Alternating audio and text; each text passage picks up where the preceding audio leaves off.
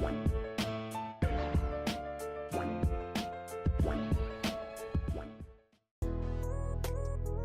is up, everybody? Welcome back to Blerd Out. We are in season 9. Let's go, let's get it. Thank you for sticking around. Thank you for watching, of course. We got some good stuff to talk about today. We got some new One Piece news. We got some seasonal talk to discuss, and we got a new One Piece chapter, so it's going to be hot. Of course, if you have not caught up with latest episodes, please note there will be spoilers ahead. Spoilers. Okay, let's do a little bit of One Piece news. One of the biggest things to come out is that apparently next issue of Shonen Jump, there's going to be a really big worldwide project for One Piece. And based on the chapter, I believe we're also going to have the cover of Jump as well as a new color spread. So next week, One Piece is going to be bumping with something big. And this is right on the heels of the trailer drop for season 2, which is coming in March 10th. So we got a lot of stuff for One Piece coming within the next couple of weeks. And speaking of the trailer looks good. We get a kind of monologue from Hero Luck. So we get to see Hero Luck, we get to see Chopper, we get to see the Straw Hats. It looks really solid. I'm excited to see it. As I said before, I think the first season of the live action did really well. I think there are some things you just can't overcome when it comes to translating One Piece into a live action format. But even with those shortcomings, I think it turned out really well. So I'm really excited to see what season 2 has to offer. They also announced that they have the actor for Brook, Marshall T. Bachman, is going to be playing Brook in the live action. And I'm like, that's really early. And it just goes that the live action is really taking a deviation from how the main story goes. I feel like to some degree that does make sense just because there's so much to cover. There's an entire world of One Piece to cover. And normally Brook doesn't appear until like, what, 300 and something chapters in. You're looking at 350, 340, maybe somewhere in there, right after Innie's Lobby. Probably a little shorter than 350, but in the 300s, as opposed to the live action, which, you know, it's doing 8 to 12 episodes maybe per season. So there's a lot that has to be accomplished in a short amount of time. I'm not like too surprised for them really just rushing things through because they're trying to get a good portion of the story in without having that really, really long runtime. There is also a really, I don't know if you guys have seen the Peter Griffin singing the Jujutsu Kaisen intro meme. I find that so funny. And there's a One Piece one where Peter's like, he's Zoro. I think at some point he's Whitebeard, he's Luffy. Like that meme in general gets me every single time. I can't stop laughing at it. I've seen so many versions of it, kills me every time. One Piece chapter 1175, Nidhogg. Now, if you were with the rest of the community, we were speculating what Loki's fruit was going to be. We knew it was going to be something from Norse mythology. We were eyeballing Fenrir. We were looking at Nidhogg. Basically, we kind of guessed it would be one of those two, and it ends up being Nidhogg, as indicated by the chapter title. The cover request is of Koala Sabo and a bunch of koalas kind of swarming around. Like you have one who's eating food with Koala herself, and then you have like 3 little kids, which I believe are called Joeys, which is why it says Koala Joeys on Sabo. Very cute. When I first saw this, I didn't even make the connection that Koala's name is Koala. That zipped right past me.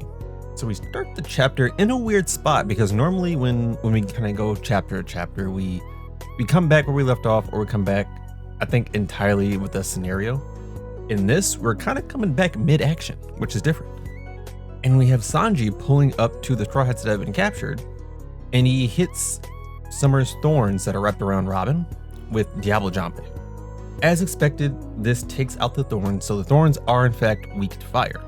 And if not for events that happen later on in the chapter, I would say that this makes Sanji a good combatant to go against Summers. Now everyone's excited that they all got free, but they notice that there's still things going on, and I see that Robin says, "I'm afraid there's no time to celebrate." Sanji says, "Yeah, this hockey and that roar just now." And, you know, it could just be the roar. I think it would be really cool if Robin was detecting hockey along with Sanji. I think that'd be really cool. From like an observation hockey standpoint, that would be amazing. And we pan out from the Straw Hats view over the land, like it's on fire. You can see all the shadow demons. and you see a huge shadow approaching from beyond the shadow demons. And again, the concept, the size, the scale of everything that's happening here is crazy. We go over to West Village and you have all the moms and the kids. The kids are more or less fine. It's the moms that are really beat up. Like you have all the moms like on the ground, knocked out. Some are still pretty conscious, like Ripley is still hanging on there, but you can see that they really need some help. Now, some of the giants tell Loki that basically the village isn't exactly safe because there's a bunch of shadow demons and Domi Reverse giants here as well. So it's like, this isn't the best place for the kids. And Loki's like, listen, I can't handle that right now. They landed on me, I'm dropping them off, I gotta go. And we get this widespread shot of Loki, and he is insane. Design-wise, he does look more like a Western dragon. So think something like a Mega Charizard, but he has like all those spikes, and it looks like he even has his coat, kind of like how Kaido keeps his coat when he goes in the dragon form. Loki has the same thing, and he's dwarfing everything. Like you see the really giant version of Nidhogg, the really giant Draugrs that were terrorizing the village. You see those pale in comparison to just how big Loki is. And on top you have Luffy and you have Ragnar. Jarl calls out and lets everybody know that the hostages are safe. They don't have to worry about that anymore. So the giants can basically go all out. Luffy spots Zoro in the village, lets him know, hey, glad you're here. You should be able to take care of everything, keep everybody safe. Like, this place is gonna be fine. And Zoro makes a comment that I find really cool because he clarifies that Luffy is in his giant form. And that's what we guessed from last chapter just because of how big Luffy was as far as like the giants landing on him. But the fact that he's in his giant form and Ragnar is next to him and not tiny means that Ragnar is also giant to some degree. Now, as Luffy and Zoro are talking, you see a bunch of things kind of thud into the ground next to them. And it turns out that Summers is starting to rain thorns down on the village. So they're trying to get the kids out of the way, trying to make sure they're safe. And you see Summers pull up and basically he's tripping, he's tweaking. Because he wanted to see people die. He wanted to see kids die, he wanted to see mothers die. He didn't get any of that. So now he's pulling up with the smoke. He wants to light everybody up. What is insane about this is that Summers pulls up. He sees Loki. Giant Loki. He sees Luffy. Nico form giant Luffy. And he still pulls up here and he's like, all right, I'm about to start taking y'all out. And the kids end up stepping in front of all of the parents, which initially I was confused because I was like, how are they moving freely now? But I forgot that basically they got to the end of the arrow. So they're no longer under the effect of Gunko's fruit. They can still move freely, they just have the thorns wrapped around them. So now they're all standing in front of the moms, and Summers is just like, hey, you guys are all idiots. Like at this point, I'm just killing all y'all at once. Now I'm going to savor it. So he begins shooting thorns at everybody. The kids are standing in the way. Obviously they're scared, but you know, they're going to try and take these for their parents. The moms are telling them to run away. And as they approach, you have Zoro come in and deflect all of them. And Luffy's just like, yep, this is what I was talking about. Zoro, you here, so they all safe. I know it. And when Summers asks who did that, Luffy gladly says, hey, that's my boy Zoro. He's part of my crew, don't forget it. And you see in the background that he's grabbing lightning again, but you can also see that his arm is coiled. And that is a signature trait of when Luffy uses his rifle. You'll see him cock his arm back and turn it. So what he did is he threw it back, spun it around, and then grabbed the lightning. And what we have next is just, oof. I really liked this move. We have a Booming Dawn Thorn Rifle. So you have the wind-up effect of rifle, which is a wind-up spinning effect. You have Thor, which means Luffy has lightning equipped to his punch. And then you have Armament Hockey. So this is just like a hockey boosted, thunder boosted, gear 5 boosted rifle directly in Summers' face. And like we see a pendulum connecting, like it's knocking Summers' teeth out, like his eyes are bulging. This hurt. And you think about kind of what it means to be a God's Knight, you think about the regeneration, right? The thing about this is that it seems like Summers has been put completely out because the thorns fall off. And usually when someone's devil fruit loses their potency, it's because they're unconscious or dead. Of course, that's not the same for every devil fruit, but that's usually how it works. And at this point, all of the giants, all the kids, they all look up to Luffy and they say, oh, that form, like that's the spitting image of Nika. And Ripley even says that she believes he is the warrior of liberation. So you have everyone just watching it all at Luffy. And then you have what I believe is Summers. Like the art on this, I'm not gonna lie, is a little rough, but based on like the missing teeth and the direction of how he's looking, I think that's Summers. And he's just saying like, nah, that's just a tall tale. Nika's not real. And I think this further confirms that it's Summers because you have Loki comes in and just slams down on what looks to be like the remnants of Summers and like the thorns, slams that into the ground. And so everyone's looking up at Loki in awe as well, like just the sight to behold of a giant Loki, giant Luffy, Nika, Nidhogg, all of it together. And then you have Chopper and Gabon in the background looking over at Luffy and Nika. And Gabon's like, yeah, this is the first time I've seen Loki in that form.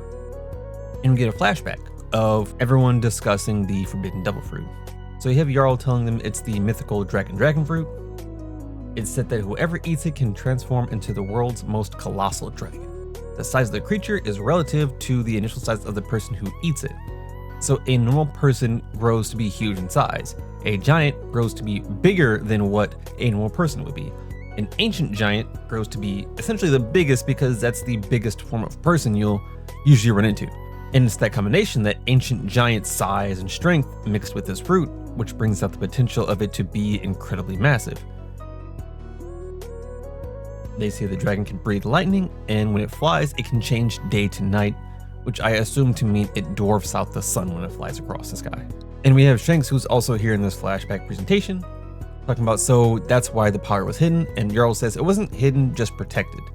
Ragnar was here doing the protecting, we know that already. And we actually get like a mini lore drop of the God of War.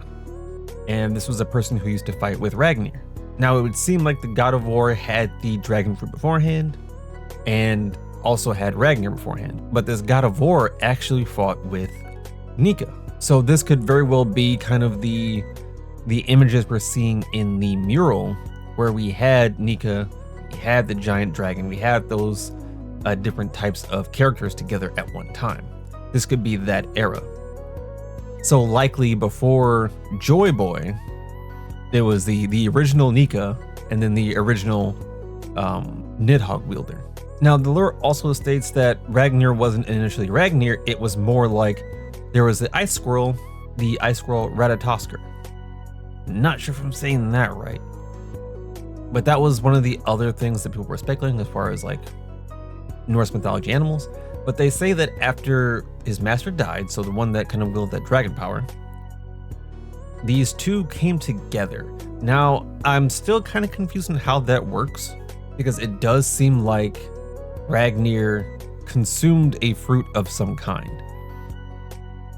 It's very possible that Ragnar is the combination of mythical abilities and devil fruit abilities. It's just not entirely clear. Could also be like ancient technology. We can't rule that out. Essentially, those two became one, and that's the Ragnar we have now. Gabon then thinks about how Ragnar is no longer protecting the fruit because he has made a choice on who's going to eat it next. And of course, it shows Loki, and we get this panel of Loki just flying across, terrifying all the shadow demons, just getting ready to wipe them all out. You see him open his mouth and start to charge a giant thunder beam, and he just launches it. It eviscerates everything in front of him. Massive explosion, destroys all the shadow demons. And this is all in front of Gunk Emu, who's just looking forward, seeing all the shadows being eviscerated. And that's when Emu, even back at Maryjoy, Emu notices that Nidhogg, it's been here the whole time. So that is to indicate that Emu not only is aware of Nidhogg, as in the devil fruit, but they were looking for it. And for quite some time, because I think Harold himself mentioned that it's been centuries since Nidhogg's been consumed and used, so this probably hasn't been seen since the initial first clash of Sun God Nika and the Nidhogg fruit. So this is early. This is probably pre-Void Century when Emu last saw Nidhogg and knew it was a thing. Now, what they want to do with that, I'm not fully sure, because the concept is you want an ancient giant to eat that fruit. Obviously it's going to be strong either way, but you get the full effect if it's an ancient giant. I'm wondering if Emu wanted somebody to eat it, if Emu wanted a herald to eat it. That's why they were kind of feeding him in. If they wanted a giant with this devil fruit as part of their army, that would make the most sense, which is why they're trying to subjugate the giants. They want that power. Now, considering that Emu didn't know that the Nidhogg fruit was here, I think these are two separate wants, where Emu was like, we want the Nidhogg fruit just to have the power, and then we want the giants for their army. Of course, the combination can come together, but I think those are two separate wants. This also indicates that Rox knew what this fruit was, because Rox was like, Harold has to eat that fruit. Harold probably has it. That's the most effective it's going to be. But that is the end of the chapter. Some awesome stuff here. Love seeing Loki's entire form. It's crazy. I think it does what it needs to as far as carrying intimidation. I really love some of the poses because it gives me very, very classic Blue Eyes White Dragon vibes. Where like he's posted up, he'd have his neck craned all the way around. It very much reminds me of Blue Eyes White Dragon. Like it feels good to see a Western dragon being used outside of like Vegapunk's creations, like a straight up Western dragon style. Looks dope.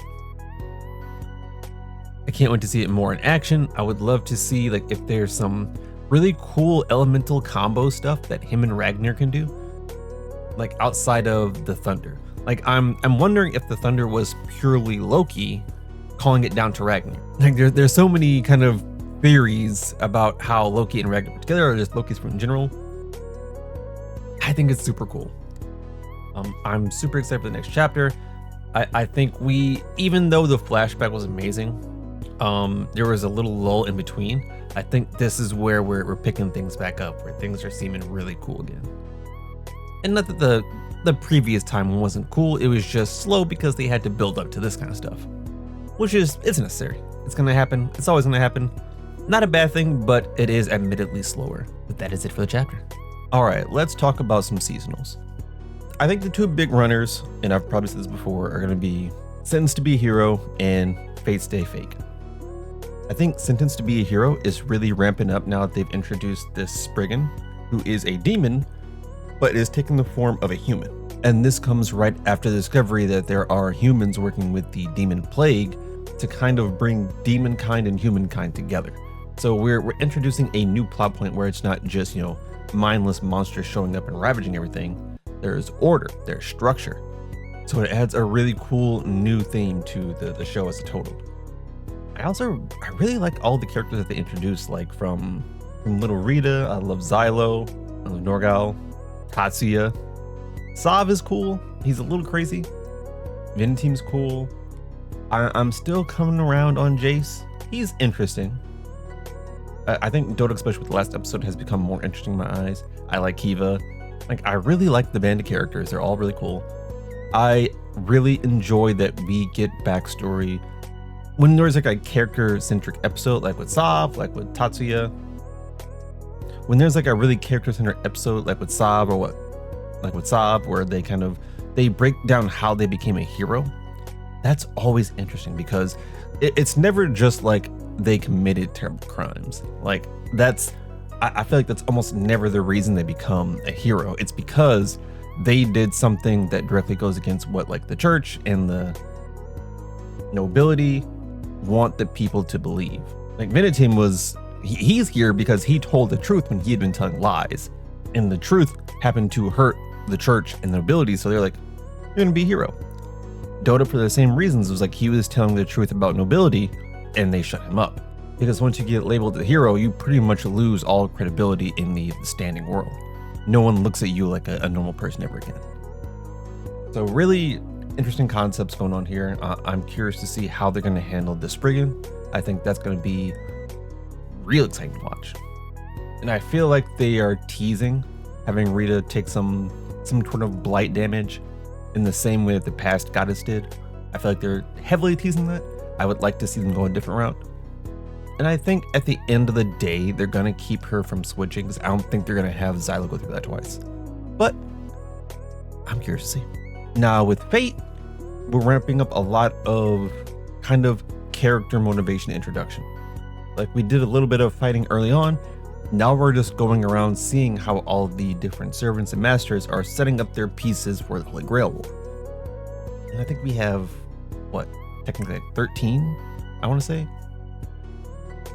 servants moving around, because I think you had the 6 original fake ones, and then that's some of the real Grail War, which brought 7 more. So I think we're dealing with about 13 servants altogether. So this is going to be insane. And I really come to like the personalities of the servants, to where they're adapting to the modern era. Like the servants aren't just like pulled from their time, brought here, and just experiencing the world as it is. They just seemingly adapt so much better to the world they're in now. Like you have Gilgamesh, he's obviously wearing like modern clothes, looking fly fresh, driving around in a car. Things like that, where they don't kind of let the time they're from dictate how they interact with stuff. That's usually how Fate does it, especially like when you bring in someone really old. They'll interact with things like it's their time, not the modern time. Not to say that's bad, I like this version better. And then of course, Jack of all trades, that's still my relax anime. Still good, still enjoying it. We kind of got over a hurdle of a big fight, so now we're just assimilating into the experience of being part of this new guild, getting used to different comrades, building character relations. So we're chill right now. I think there's going to be another big fight towards the end of the series, but I think that'll probably be like an episode or 2 away. I'm still doing bad at watching other seasonals. I still want to catch up. Probably on my off days when I have a bit more time, I'm going to run through a lot more of them, because I want to do a rating at the end of the season that has like a compiled list of all the ones I was able to watch beginning to end and how I felt about them. And I got to get them all done before next season, because once Wisteria drops, it's wraps. That's going to be top 1. Easy, I know it. So try to get to it before that point.